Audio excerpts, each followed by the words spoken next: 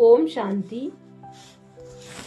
अव्यक्ति मास में ब्रह्मा बाबा के गुणों का चिंतन करके ब्रह्मा बाप समान बनने का पुरुषार्थ करेंगे। गुण मूर्त ब्रह्मा बाबा।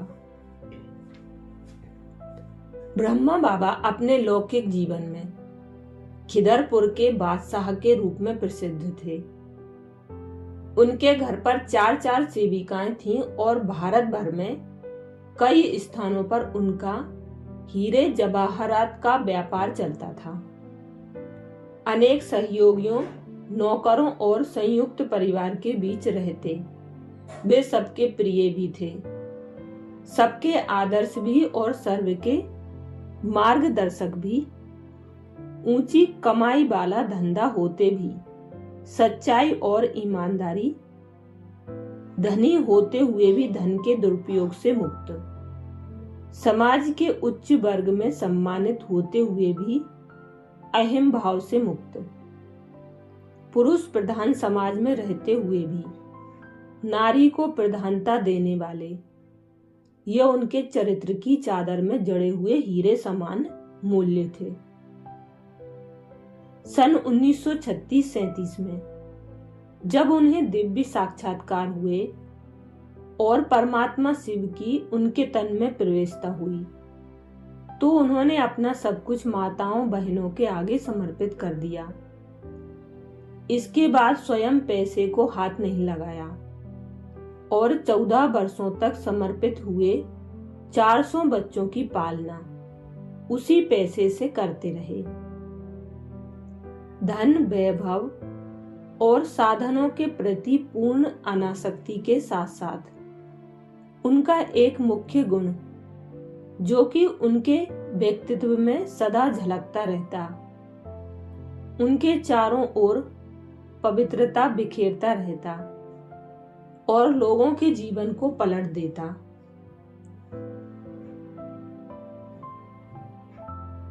वह था आत्मिक दृष्टिकोण। बाबा स्वयं आत्म स्थिति में रहते हुए सब देहों में आत्मा ही को देखते। बाबा की क्लास अर्थात ज्ञान सभा में छोटे बच्चे भी बैठे होते, बूढ़े भी उपस्थित होते, ग्रामीण भी होते और बड़े बड़े नगरों में ठाट बाट से रहने वाले व्यक्ति भी विराजमान होते, परंतु बाबा सबको आत्मिक दृष्टि से देखते। यदि किसी अन्य उच्च वक्ता की सभा में छोटी आयु वाले बच्चे बैठे हों, तो वह मन में सोचेगा कि ये बच्चे भला मेरी गहरी बातों को क्या समझेंगे,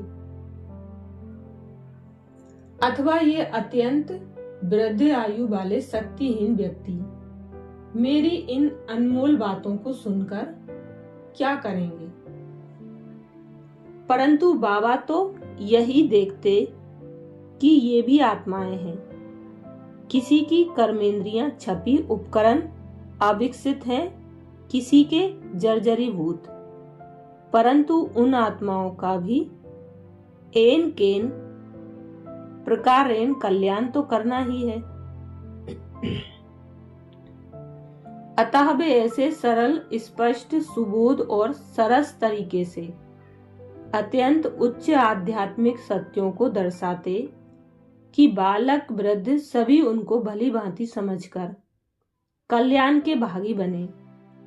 तभी तो वे सभा के बाद छोटे व बड़े हरेक शरीरधारी आत्मा से अलग बैठ करके भी उसे ज्ञान धन से लाभान्वित करते,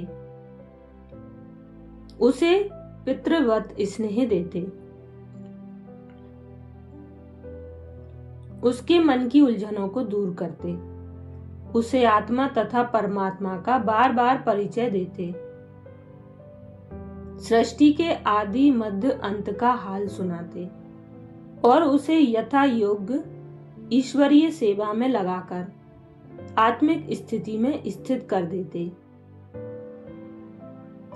दिखाई देती बाबा की भ्रुकुटी में दिव्य ज्योति। बाबा की आत्मिक स्थिति इतनी तो उच्च और प्रभावशाली थी कि उनके पास बैठे हुए वत्स प्राय ऐसा महसूस करते कि वे अपनी देह से न्यारे हो रहे हैं।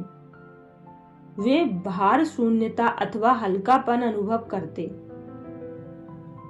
और उनके मन में अशुद्ध संकल्प शांत हो जाते। उस समय वे शुद्ध पुरुषार्थ एवं आध्यात्मिक जीवन के लिए प्रेरित होते और उन्हें अपनी अवस्था की उच्चता में कमी खटकने लगती तथा पावन बनने की अंतः प्रेरणा मिलती।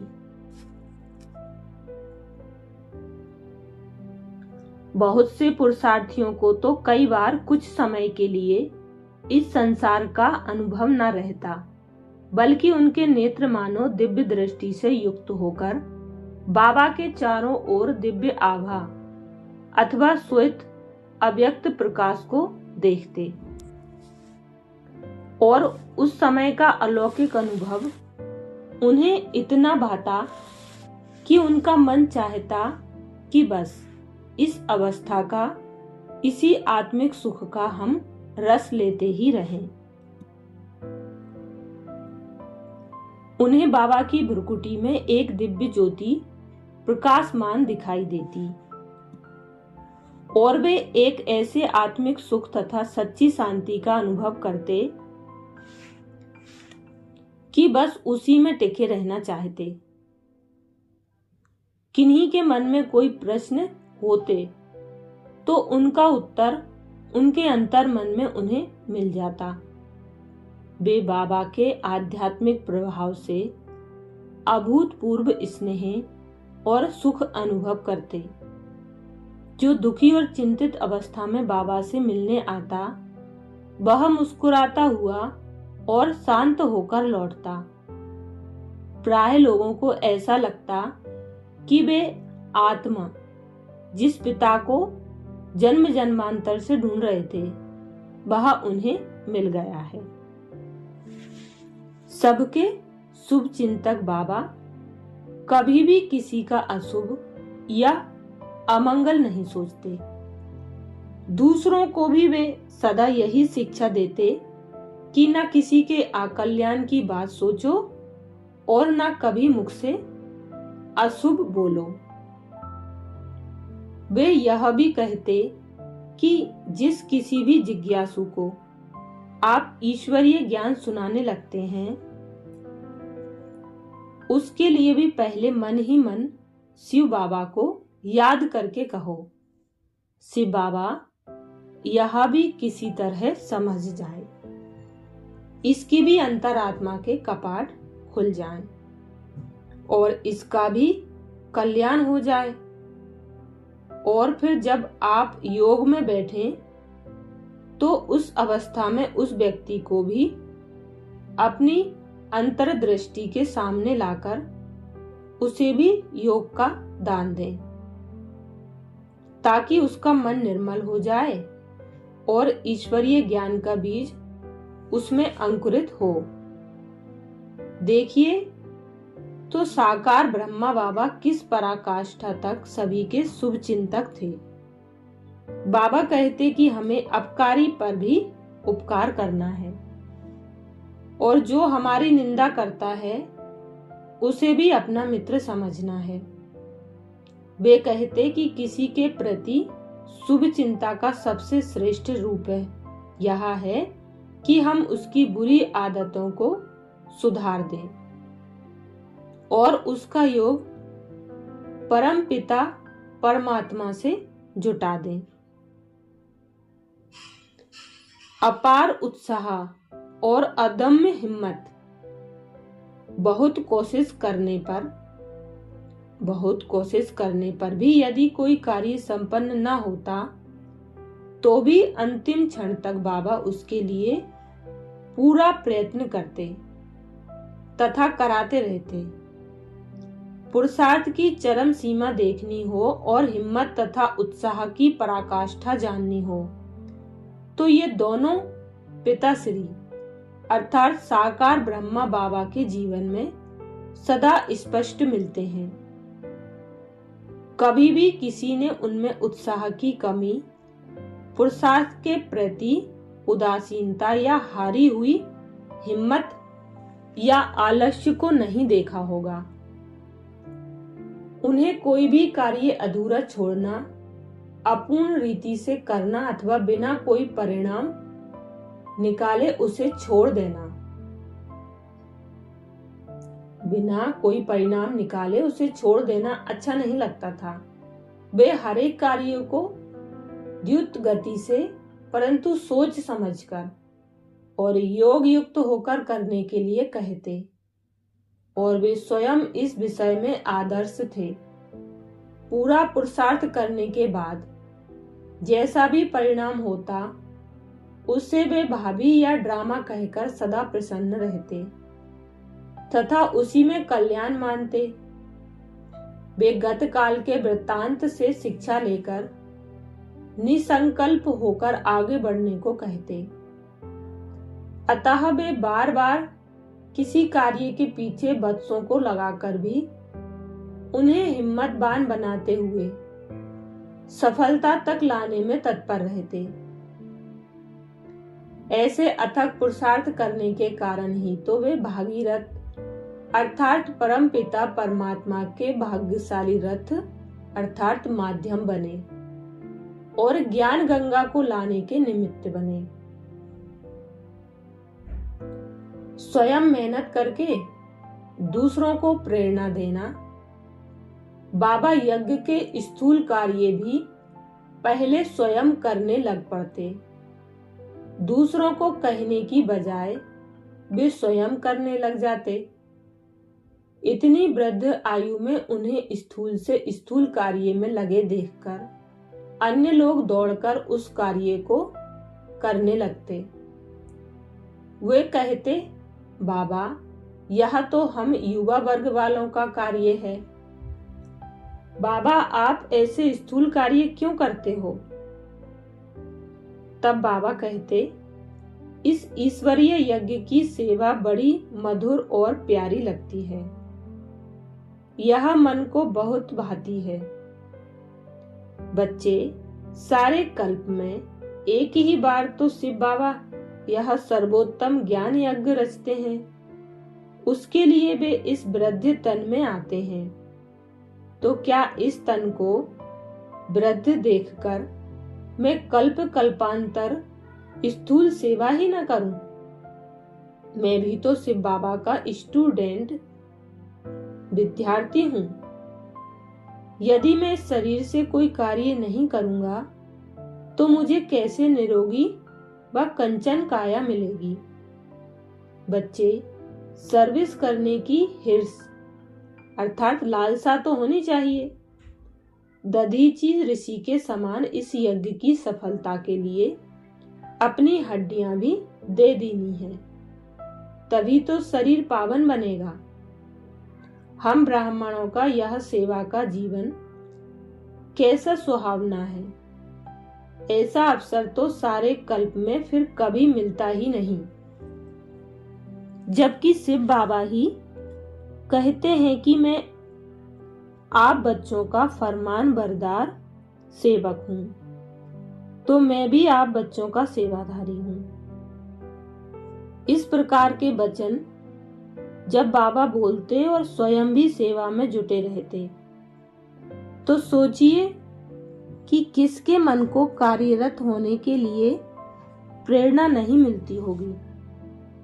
रात्रि को क्लास में भी बाबा प्राय पूछा करते, लाडले बच्चे बताओ और कोई सेवा है बाबा के लिए? यह बाप भले ही ऊंचा बनाने वाला है, परंतु फिर भी बच्चों का गुलाम है। बाबा सदा यही शिक्षा देते कि यथासंभव अपना कार्य स्वयं करो, ताकि आप पर कर्मों का बोझ न चढ़े। खुशी में लाना और हल्का करना। बाबा सदा खुशी में रहते और सदा ऐसी ही बातें सुनाते कि कोई मनुष्य कितना भी अशांत क्यों ना हो, चाहे कितनी भी उलझनों में पड़ा हुआ हो। बाबा की मधुर मुस्कान बाबा की मधुर मुस्कान को देखते ही उसकी उदासी और चिंता भाग जाती और उसकी खुशी का पारा चढ़ जाता। किसी ने भी आज तक बाबा के चेहरे पर चिंता या उदासी की रेखा नहीं देखी। इस ईश्वरीय विश्वविद्यालय की स्थापना के समय से लेकर अंत तक ना जाने कितने विघ्न, विरोध, आपदाएं और तूफान आए, परंतु बाबा सदा कहते, बच्चे सत्य की बेड़ी डोलेगी परंतु डूबेगी नहीं। बच्चे कल्प पहले भी यह हुआ था, यह कोई नई बात नहीं है। सच्चाई की स्थापना करने वालों के सामने ऐसा होता ही है। बाबा कहते, बच्चे आप ही पवित्र रहने वाले सच्चे ब्रह्मा कुलभूषण हो, अतः आप पद्मा पदम भाग्यशाली हो। इस प्रकार बाबा बच्चों को सदा खुशी और उल्लास में लाते रहते और कहते, बच्चे माया के विघ्न तो बहुत ही आएंगे, संबंधियों या लोगों की ओर से विरोध भी होगा, बहुत तूफान भी आएंगे, परंतु घबराना नहीं और हिम्मत मत हारना। जबकि आपने शिव बाबा को हाथ दिया है तो आपका अकल्याण नहीं हो सकता। अब आपकी चढ़ती कला है, इसलिए सदा यह सोचते हुए चलो कि सर्व समर्थ शिव बाबा हमारे साथ है।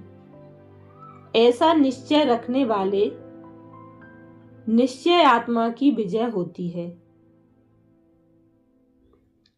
आप मनोविकारों पर विजय पाने का पुरुषार्थ करने वाले विजयी रत्न हो। विजय का तिलक तो आपके माथे पर मानो लगा ही हुआ है। बस आप इतना करना कि घबराना नहीं, थकना नहीं और रुकना नहीं, गफलत मत करना और आलस्य मत करना, बल्कि जो राह अब शिव बाबा दिखा रहे हैं उस पर चलते रहना। इस प्रकार बाबा विघ्नों को ऊंचे पद की निशानी, परीक्षाओं को उच्च पुरुषार्थ की प्रतिक्रिया, बड़े तूफानों को ऊंची मंजिल के नजदीक पहुंचने का चिन्ह बताकर सदा यही कहते कि बच्चे ये सब अंतिम सलाम करने आए हैं। बस ईश्वर के सदके प्रेम में इनको पार करो तो आपके कदम कदम में पद्मा पदम की कमाई होगी।